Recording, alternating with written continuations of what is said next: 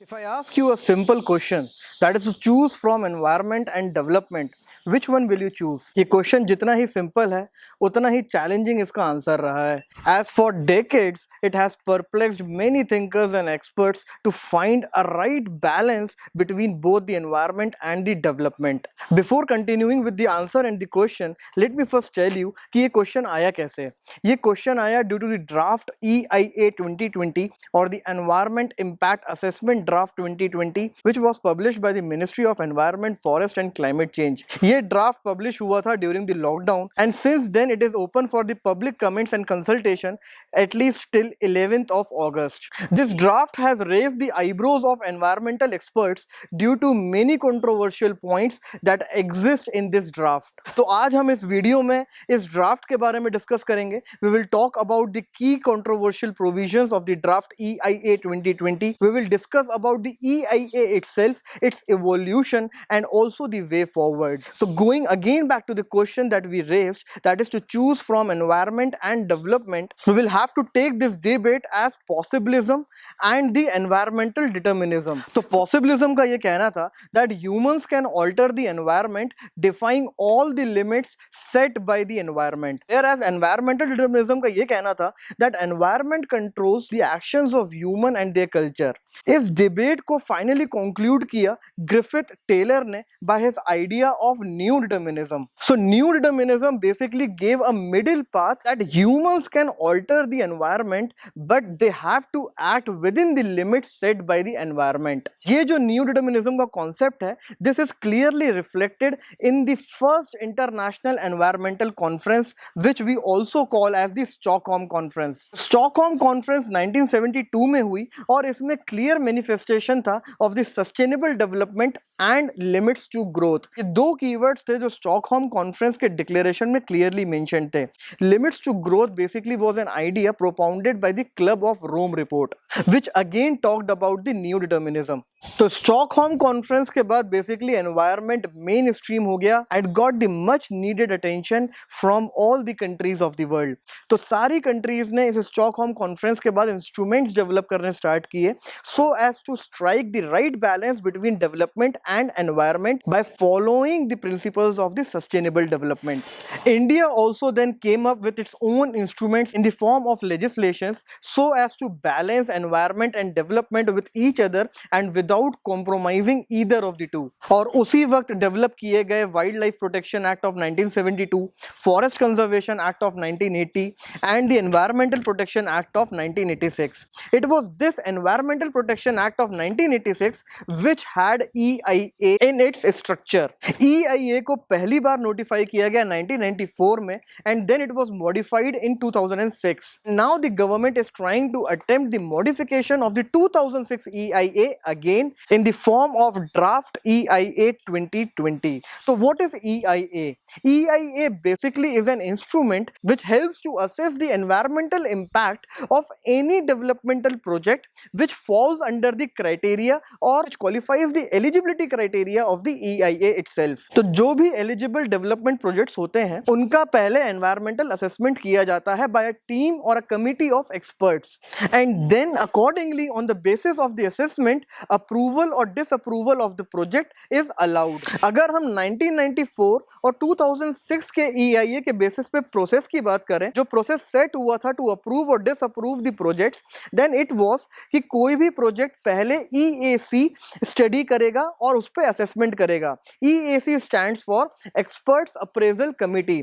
After the study and the assessment of these projects a preliminary report is published by the EAC. इस report को then forward किया जाता है to seek public consultations और इसमें जो मेजर पार्टिसिपेंट्स होते हैं these are the people or the communities which are likely to get affected by the developmental project जिसका assessment हुआ है. After getting the comments and opinions from the people who are gonna get affected by the developmental project, the report is sent to the regulatory authority functioning under the Ministry of Environment, Forest and Climate Change. और उसके बाद इस project को approve या disapprove किया जाता है. So this was the set process of EIA जो अभी तक हम लोग फॉलो कर रहे थे. But some of the provisions of the draft EIA 2020 are gonna substantially affect this existing structure of the EIA. So now let us talk about the key provisions of the draft EIA EIA 2020।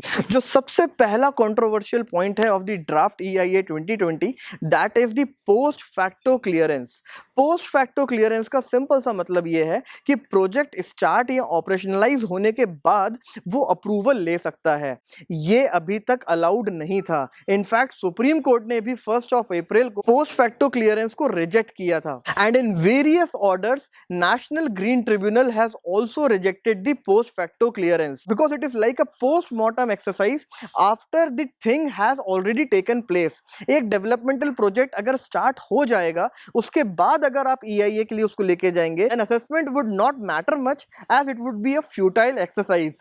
Also, this provision will facilitate the rent-seeking attitude and excessive bureaucratic interference in this entire process of the clearance. The second most important controversial point mentioned in the EIA 2020 is about the exemptions. So exemptions पहले भी mentioned थे, but those were limited and related to defense and national security. तो जो भी defense और national security से related projects थे, उनको EIA से exemption था, मतलब उनको EIA का assessment नहीं करना था। But now the exemption list has been expanded to a great extent.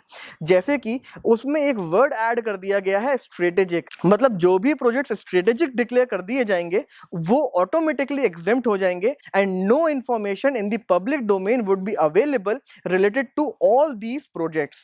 तो strategic word जो है ये बहुत ही vague है and it can be applied to various sections or various categories of the projects. Therefore, experts have objected strongly to this strategic exemption. Next exemption जो इसमें नया लाया गया है that is with respect to the linear projects. मतलब जो भी national highways हैं या inland waterways हैं वो automatically exempt हो जाएंगे from the EIA process. And the next important catch is the border definition or the definition of the border area. तो border area को इसमें define किया गया है up till 100 kilometers from the line of actual control. इसका मतलब ये है कि अगर border area से 100 किलोमीटर तक कोई भी national highway आता है तो वो automatically approve हो जाएगा without going through the EIA process. और अगर इस criteria को हम practically देखें then we will get to know कि almost पूरा north east region EIA process से ऑटोमेटिकली एग्जेम्प्ट हो जाएगा due to this new definition of border areas included in the EIA process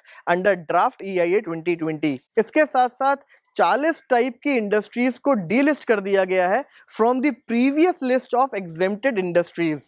the third most controversial point is with respect to the public consultation. पहले public consultation के लिए 30 दिनों का time दिया जाता था, जो इस वक्त रिड्यूस कर दिया गया है in the new draft to 20 days only.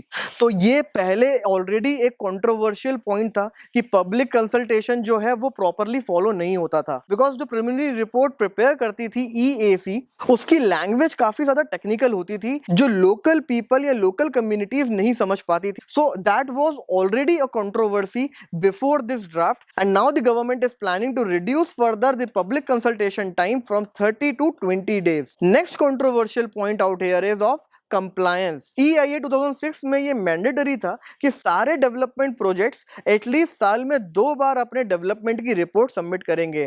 This again has been reduce now to once a year, मतलब अब डेवलपमेंट प्रोजेक्ट्स को अपनी रिपोर्ट साल में सिर्फ 1 बार सबमिट करनी होगी।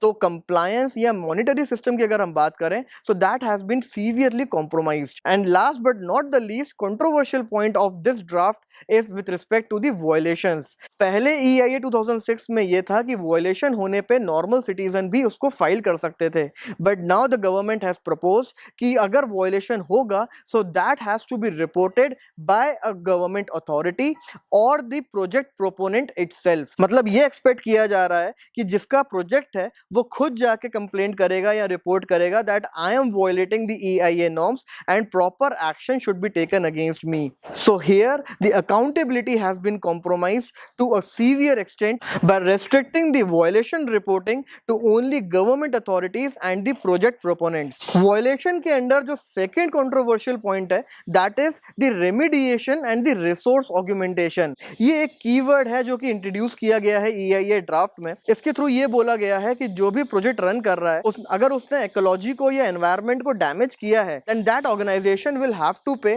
1.5 to 2 times the cost of the damage that has been caused to the environment or the ecology by the development done by that organization. So in a manner it is like legalizing the destruction of the environment, because आप monetary form में penalties देके environment को या ecology को damage कर सकते हैं. So if we talk about the accountability, transparency and participation by all the stakeholders in form of public consultations, then we will get to know that all these 3 things have been severely compromised in this draft EIA 2020. अब हम बात करते हैं impact of this draft if it gets notified. The impact of this EIA would be across various sections. अगर हम environment की बात करें तो environment तो definitely impact होगा, because the equation will get severely tilted towards the development, compromising substantially environment and all the aspects related to it. इससे large scale में deforestation start हो जाएगा, जिसके कारण soil erosion होगा, water surface runoff increase होगा, slope का destabilization होगा, और इन सब चीजों के कारण there will be more landslides and floods in the downstream ecology. So the most affected region would be the Himalayan states, because सबसे कम development अभी वही है, and EIA will legalize the development by clearly flouting the environmental commitments. Next impact इसका होगा upon the local communities and the tribal peoples, because they are gonna one who will be displaced to a greater extent. हमने अभी देखा कि उनका जो say है in the overall EIA process वो भी reduce किया गया है by reducing the time for the public consultations. Also there are many projects which have got exemption from the EIA, and there is need now to provide no information in the public domain. ये सारे mechanisms जो EIA 2020 में हैं, they are severely gonna affect the local communities, especially the tribal people. And the third major impact would be upon the image of India itself in the global arena, because India एक environmental leader की तरह emerge हो रहा था by coming out with many commitments and initiatives, that of Paris Agreement, International Solar Alliance. But now this EIA would severely damage the commitments and the image of India at the global level. So what would be the way forward of this? The way forward should be that there should be more and serious deliberations upon EIA 2020, और जो 2006 का EIA था उसको further strengthen करने की जरूरत है, especially when today we have clearly understood the importance of environment. अगर आप environment को destroy करेंगे then उससे animal human का interaction increase होगा, and this will lead to the increase in the zoonotic diseases, and one of those zoonotic diseases we already are fighting with, that is the coronavirus. तो environment को protect करने की और further strengthen करने की शायद इससे ज्यादा जरूरत कभी हमें नहीं पड़ी है, and we should learn from this pandemic the importance of the environment. Along with this, all the limitations of the EIA 2006 need to be plugged, like those of public consultation. Like public consultations को further transparent और easy करने की जरूरत है. जो preliminary reports होती हैं उनको advertise करने की जरूरत है ताकि उसमें consultation एक larger scale पे हो, and EIA के scope को भी widen करने की जरूरत है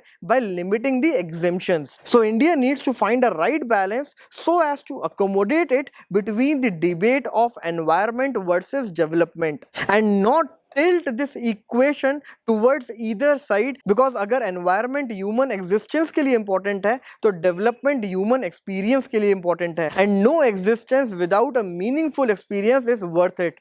So this was all about the EIA 2020, and if you think that we have cracked it right, then please let us know in the comment section below. Like and share this video, subscribe to our channel for regular updates. Thank you for your patient listening.